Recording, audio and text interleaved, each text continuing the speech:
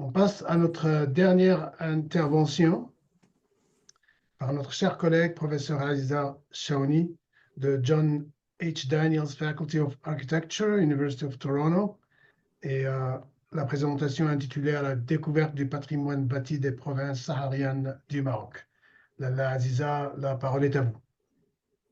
Merci beaucoup. Merci à tous pour vos présentations très intéressantes. Professeur Hijri, merci beaucoup. Je suis fascinée par ces bactéries sans papier qu'on ne connaît pas, qui sont inconnues. Et puis merci beaucoup, donc encore une fois, de m'avoir invité à cette célébration donc du 50e anniversaire de la Marche verte. Et je tiens réellement à exprimer ma profonde gratitude à son Excellence, Madame Souriya Atmani, que je vais regretter énormément. Ce sera difficile de trouver une ambassadrice de son envergure. Et c'était un honneur pour moi donc de travailler avec elle. Et ça, elle a vraiment été une source donc d'inspiration pour moi. Et j'espère et je crois pour nous toutes et nous tous. Bien sûr, je remercie en fait toutes les personnes qui ont donc organisé donc cet événement. Et donc, j'ai eu le plaisir d'être la dernière. J'espère que je ne vais pas vous ennuyer. Je vais vous présenter donc un panorama très bref de l'architecture dans les provinces donc de l'Ayoun, Saqa al-Hamra et de Dakhla, Oued Dahab, en concentrant mon propos donc sur trois villes emblématiques, l'Ayoun, Smara et Dakhla. Et donc, ces territoires et ces villes en particulier réunissent des traditions nomades plurimillénaires, un patrimoine vernaculaire d'une richesse exceptionnelle, mais très souvent pour nous Marocains méconnus, ainsi que des dynamiques contemporaines qui redéfinissent profondément l'architecture et l'aménagement du Sahara marocain. Donc, ces territoires constituent un véritable palimpseste architectural où se superposent donc les traditions nomades sahraouis, les systèmes oasiens et vernaculaires, l'héritage moderniste espagnol et les dynamiques de modernisation rapide observées depuis l'indépendance. Donc, ces diversités reflètent aussi des réalités climatiques très contrastées, comme on l'a vu donc, dans la présentation juste avant, avec la côte ventée de Dakhla, le plateau aride de Smara et la vallée intérieure où s'est développée l'Ayoun, aujourd'hui qui est la capitale régionale. Donc l'architecture nomade, encore visible dans les pratiques sahraouis, est une véritable leçon d'intelligence climatique. La tente sahraoui, en effet, ou la khaïma, est fabriquée en poils de chèvre ou de dromadaire. Le textile, qui est tissé traditionnellement par les femmes, est naturellement respirant lorsqu'il fait chaud et imperméable lorsqu'il pleut. Et sa légèreté et sa modularité en font un espace parfaitement adapté au pastoralisme mobile. Et d'un point de vue climatique, la porosité textile offre une ventilation naturelle permanente, tout en empêchant une accumulation excessive de chaleur grâce à sa faible inertie thermique. Donc la tente est très souvent orientée selon les vents dominants, en particulièrement les alizés, pour optimiser le confort. Et l'organisation intérieure reflète la structure sahraoui, la structure sociale sahraoui. Donc il y a toujours un espace féminin appelé Noula et un espace d'accueil ou majlis réservé aux invités, qui est un espace souvent masculin. La Khaïma donc incarne une architecture qui réunit climat, mobilité et culture. La sédentarisation des populations nomades ou leur semi-sédentarisation a entraîné l'amenuisement de cette architecture textile avec l'apparition de configurations hybrides où la tente est souvent fixe, comme vous pouvez le voir sur cette photo.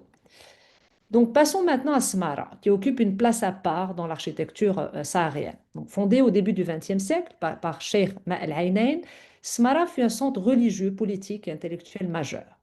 Son architecture combine pierres locales et adobe, créant des structures massives capables de résister aux grandes amplitudes thermiques.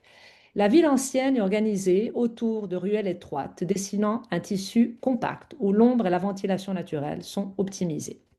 Le Qsar de Smara est son élément emblématique, une fortification intégrant mosquée, espace d'apprentissage et lieu d'accueil. Ce Qsar témoigne de l'importance culturelle et spirituelle de Smara et illustre parfaitement une architecture saharienne raffinée, conçue pour la résilience. Les performances bioclimatiques sont excellentes, donc des murs épais pour l'inertie thermique, des ouvertures très limitées pour réduire les gains solaires, etc. Passons à l'époque coloniale. Entre les années 1930 et 1975, les Espagnols ont profondément marqué le paysage architectural de l'Ayoun et de Dakhla. En particulier, l'urbanisme introduit par l'administration coloniale repose sur des trames régulières avec des rues larges, des places publiques et de grands bâtiments administratifs et militaires. Et ces aménagements contrastent fortement avec les tissus historiques sahariens qui sont bien plus organiques.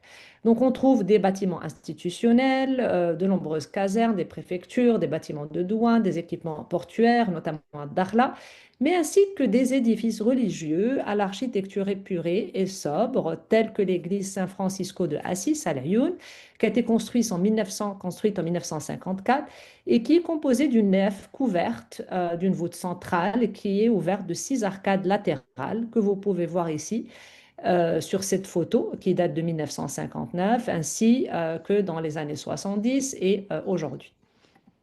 On remarque aussi la cathédrale de Notre-Dame du Mont-Carmel, qui a été construite en 1953 d'Akhla et qui est composée de 2 coupoles et une voûte qui s'intersectent.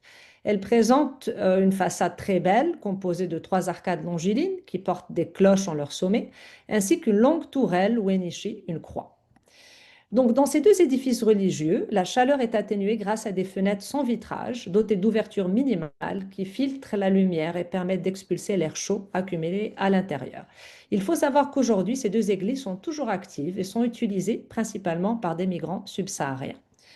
On note aussi des expérimentations intéressantes que j'ai découvertes en marchant à travers l'Aïoun en matière d'habitat et qui ont émergé durant la période coloniale espagnole. Donc on peut voir par exemple ici l'œuvre de l'architecte Lela qui a adopté en 1965 une approche de l'habitat qui est très intuitive dans ces habitats qu'il appelait Estrella, que moi j'appelle vache qui rit, ou logement étoile, qui sont dédiés aux Marocains. Il s'est en fait inspiré de la forme de la tente sahraoui et aussi pour y abriter en fait les populations locales.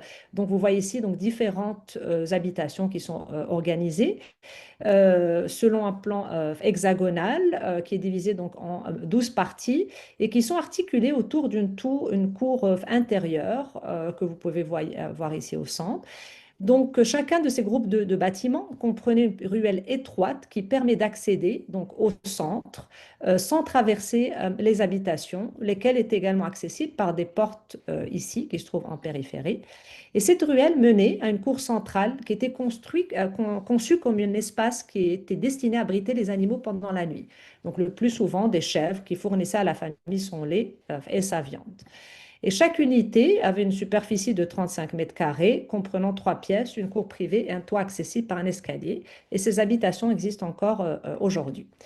Les Espagnols ont aussi expérimenté des formes modernistes adaptées au désert, telles que les maisons bulles, utilisées pour le logement des militaires et fonctionnaires. Plusieurs subsistent et sont encore habités, comme ici à Laayoune, et qu'on appelle localement القبات ou القبيبات. La construction d'une maison bulle en béton repose sur la projection d'un voile béton sur une ossature souvent très métallique ainsi que d'un ballon gonflable. Une fois la structure projetée et durcie, l'isolant est injecté et les finitions sont appliquées et le ballon bien sûr dégonflé. Cette architecture constitue aujourd'hui une composante essentielle de l'identité visuelle de l'Aïoun et Dakhla. D'autres versions de la maison bulle, telles que la maison arche, existent aussi. Et enfin, un important patrimoine militaire espagnol est éparpillé à travers tout le territoire du sud sahraoui marocain, telles que ces maisonnettes en terre pour militaires espagnols qu'on trouve à l'extérieur de Tarfaya. Cependant, le patrimoine militaire le plus imposant de cette région reste bien sûr la forteresse de Tarfaya, appelée aussi Casa del Mar, littéralement maison de la mer. C'est une forteresse bâtie sous l'ordre de l'explorateur écossais Donald Mackenzie en 1882 au large du cap Juby, qui est aujourd'hui Tarfaya. La forteresse a été rachetée par le sultan Hassan Ier et offerte à la population locale pour mettre fin à la présence anglaise dans la région. Du fait de sa proximité de la mer, la Casa del Mar est malheureusement menacée aujourd'hui de disparition. Donc, nous allons nous focaliser à présent sur l'époque contemporaine et allons d'abord à Dakhla. Donc, située sur une lagune unique et ouverte au vent atlantique, Dakhla bénéficie d'un climat plus doux que les villes intérieures tout en restant fortement ensoleillée. L'architecture contemporaine est aujourd'hui très dynamique, portée par l'essor du tourisme et des sports nautiques. Donc, on y voit se multiplier de nombreux hôtels, infrastructures sportives et équipements culturels. Les projets touristiques autour de la baie tendent à intégrer des matériaux naturels tels que le bois et la pierre et la terre. Cependant, Dakhla semble être victime aujourd'hui de son succès grandissant, car l'afflux de touristes et la surconstruction autour de la baie s'accélèrent.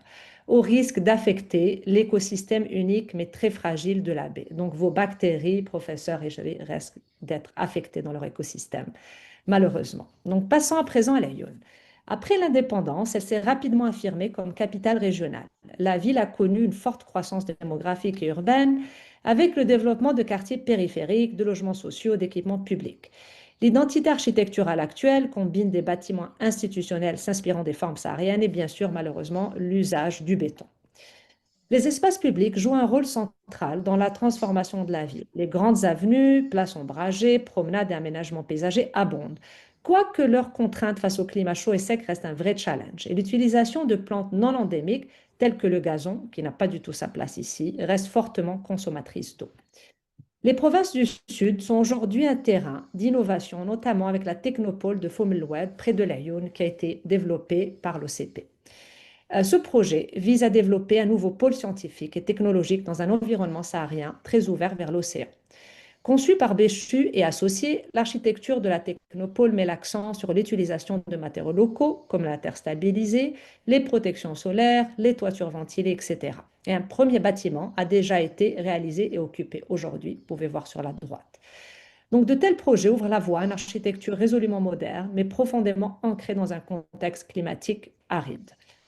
Et enfin, le projet Dessine-moi une ville, qui a été commandité par la Fondation Fos Boukra, avec comme chef de projet la nièce de Madame Othmani, la brillante Hind Othmani, qui m'a introduite pour la première fois à sa chère tante, et qui a été menée par mon agence Aziza Shaouni Project, et qui a proposé une approche innovante pour repenser les espaces publics de l'Aïol.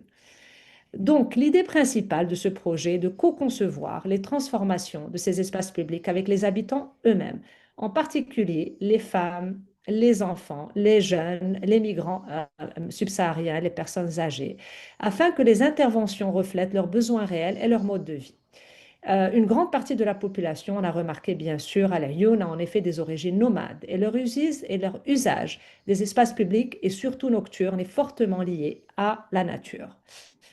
Donc, l'outil central de ce projet a été la création d'une application mobile de collage urbain permettant aux habitants de proposer et visualiser des aménagements.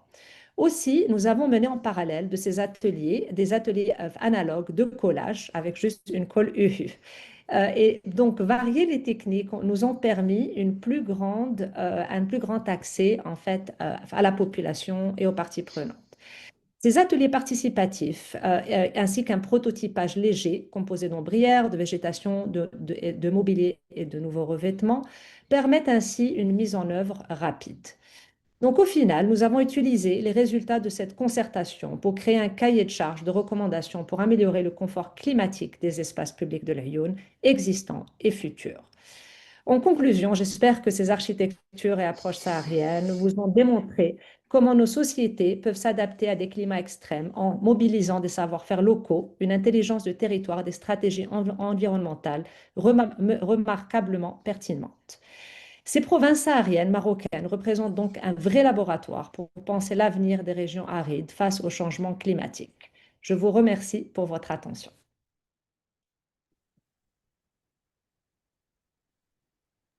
Ah. Excellent. Aziza, J'ai fait de mon mieux parce que je ne suis pas francophone, je vous le dis. C'est franchement, difficile de faire la présentation en français. franchement, Aziza, sans commentaire, sans commentaire, parce que apparemment, Madame Aziza Chaouni stressait un peu. Elle a l'habitude de présenter en anglais, et d'ailleurs, c'est extraordinaire de l'entendre avec un accent extrêmement doux. Je comprends maintenant, 18 ans à Toronto, donc je comprends. En Mais c'est effet. vrai que je me disais, enfin, de mon côté, je me disais peut-être on aurait dû vous laisser parler en anglais, mais quand j'écoute cette présentation, franchement, il n'y a rien à dire. Votre français est impeccable. Impeccable, Merci bien, merci bien. absolument impeccable. Et puis la présentation est du haut calibre. Je suis en mathématiques, je viens du domaine des mathématiques appliquées, et puis j'aime beaucoup la géométrie. Je peux voir, j'aurais peut-être dans la période des commentaires, enfin des questions, discussions quelques, quelques commentaires pour vous.